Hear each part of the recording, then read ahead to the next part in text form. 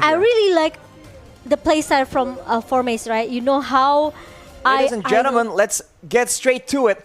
Game number 1 between Cambodia and Malaysia. And as we suspected, it's a Franco in the jungle from Chiku. What in the world is going on?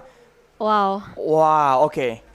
I guess with Malaysia, it is what it is. It is what it is. There's no point being surprised anymore. But now, look at that already. Tai actually trying to make a bit of a distraction, but he might just get punished. Chiku and Yums going in aggressively, and Tai will be able to dash away on that Rafaela. But unfortunately, it does seem like Yums is going to be attacked by Deja. But everyone backs away. It's just all good. But Tai will be recalling, and that will be Malaysia just having a lot of pressure in the early game.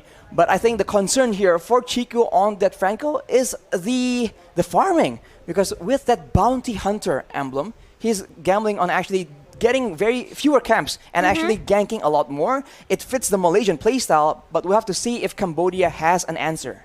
Yeah, let's see.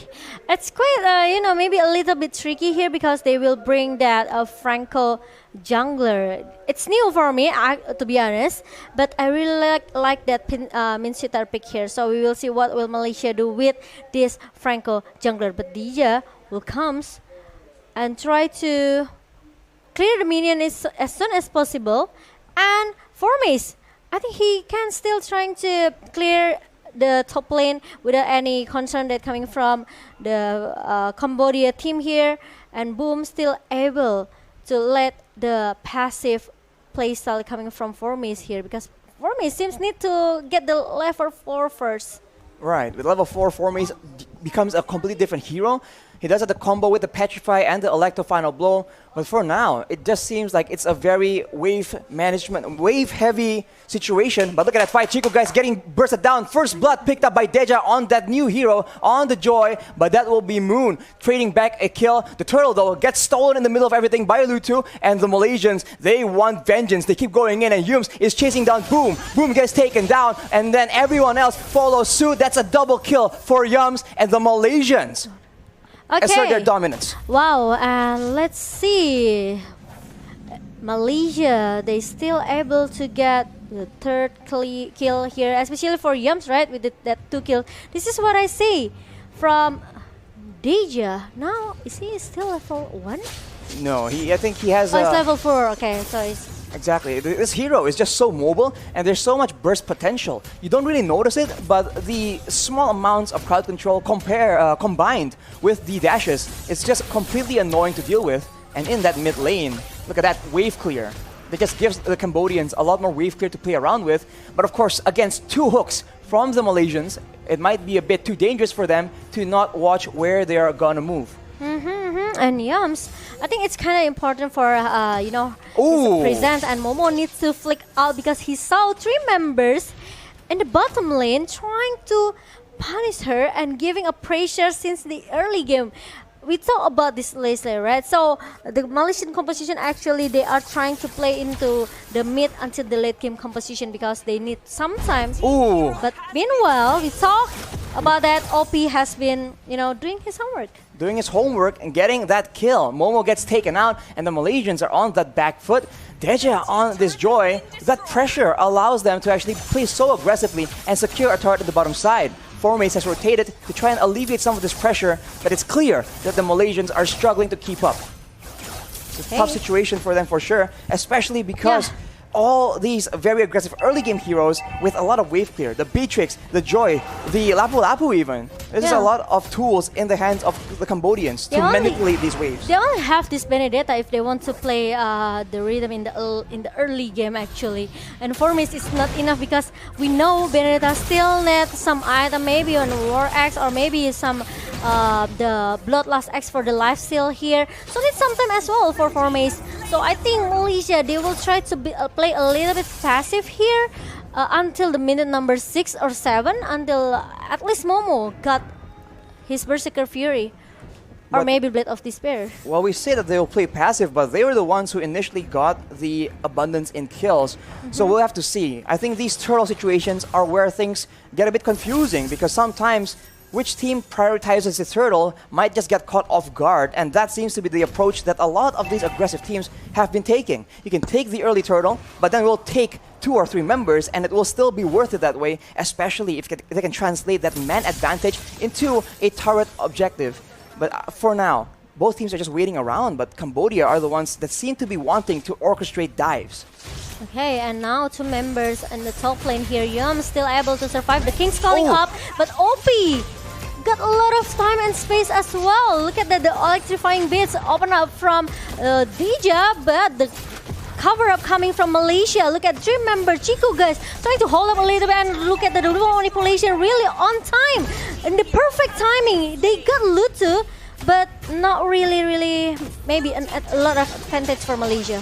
They get Lutu, but they lose their top lane turret in the process. Definitely not the result that they would ideally want. They have 2 hooks, but for the most part, Cambodia have no issue at all bringing the fight to them. And now, boom, with the Bloodlust Axe, we'll be able to sustain even more in the early game fights. And we see that the Malaysians, they are struggling to secure those kills after getting the members of Cambodia low enough in those big fights.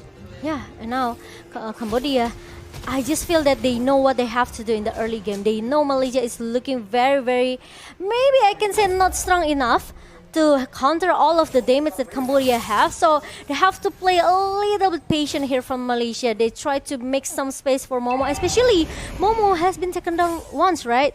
So they need some space for Momo to at least get his item until he's ready for the team fight.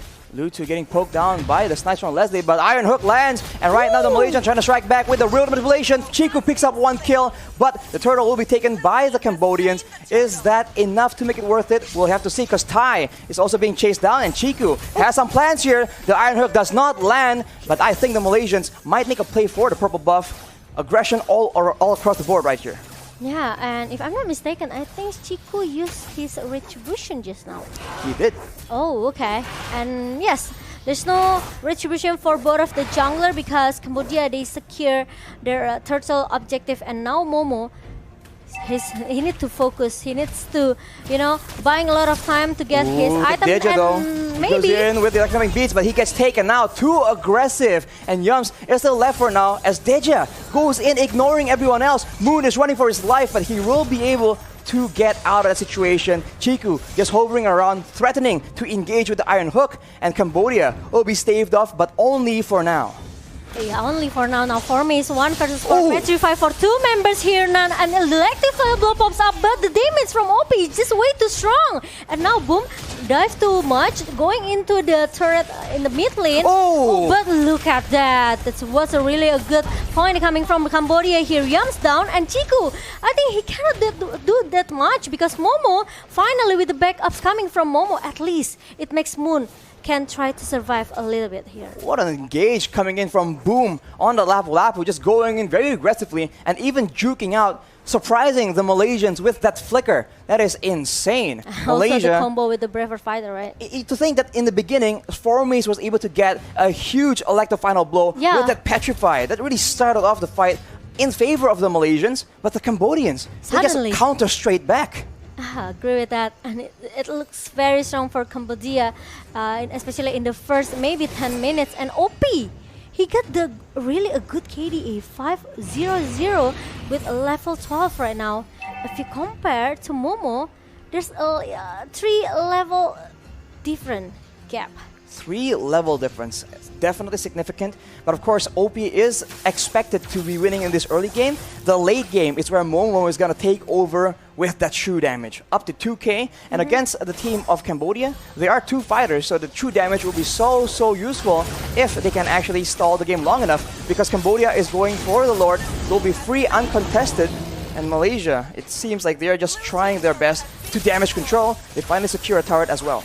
Yeah, they maybe can try to, do a split plus strategy here for Momo. Especially, they cannot contest the first Lord, but it's only the first Lord. So Malaysia, they should able to just knock it off very fast.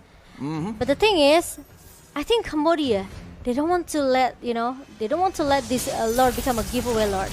Well, on that note though, Formes very aggressively is here, still trying to make sure that he asserts the dominance. He threads the back line and Yums lands a hook. It's a stun on the Thai, but it won't amount to much. Malaysians are a bit gun-shy right now due to that gold difference. And Deja, as you can see, not a lot of counters available, is moving in and out, and the Iron Hook does not land as the Cambodians will be able to take away one more turret from the Malaysians, moving over to the mid side where Formes will be forced to retreat.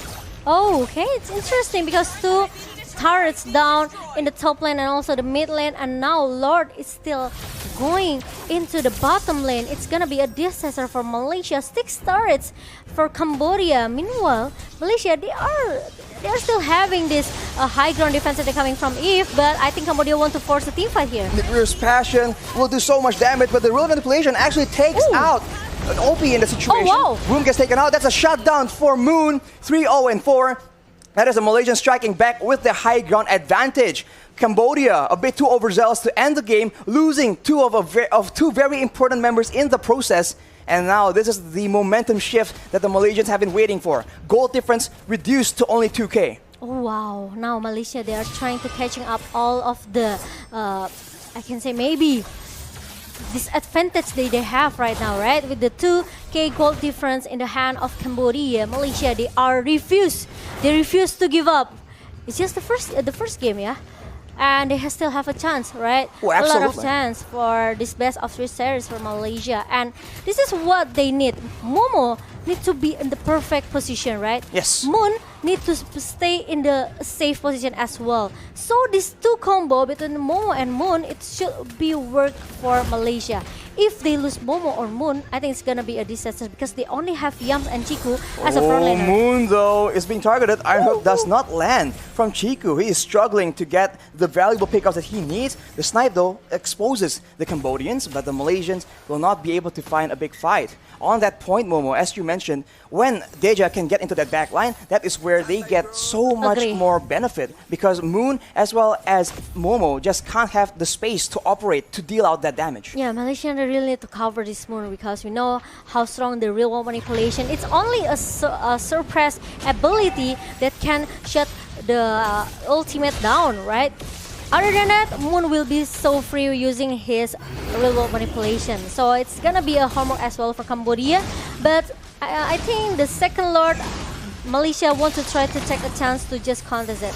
Formes has rotated, but look at that. That's an in-game for the Cambodians. But the look up from the Lord actually benefits the Malaysians. Electric final blow in the back line from Formes, and Moon does a lot of damage. But oh no, OP is still alive, doing a lot of damage, and that will be the Malaysians dropping one by one. Momo, the only one left as the Cambodians claim victory in that massive team fight. Now Momo really needs to recall because look at that. The minion is going into the base of Malaysia. Momo needs to clear as soon as possible because the 3 member from Cambodia seems they want to focus on the base.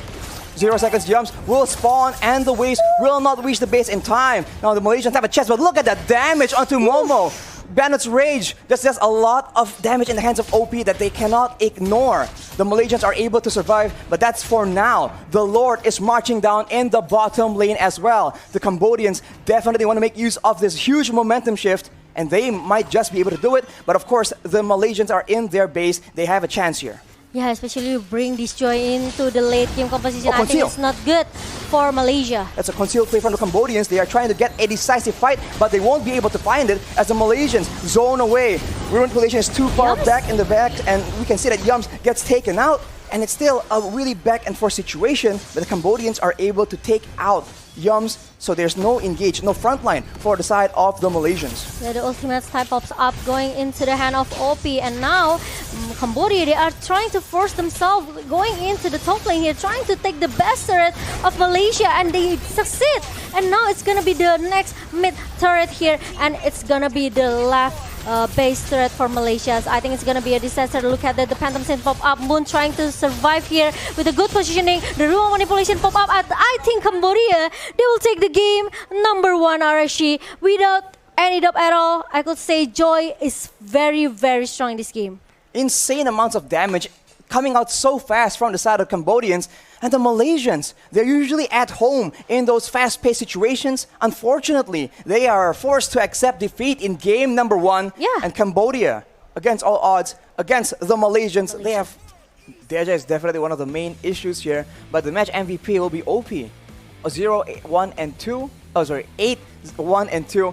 With a 900 GPM, he was doing a lot of damage from relative safety. We can see that there's only one fight where Moon was able to actually target him. These mobile heroes, he is able to just go in, and there's no solution at all from the Malaysians. Actually, the mid-sitter pick is very a smart move from Malaysia, because it's only hero that may be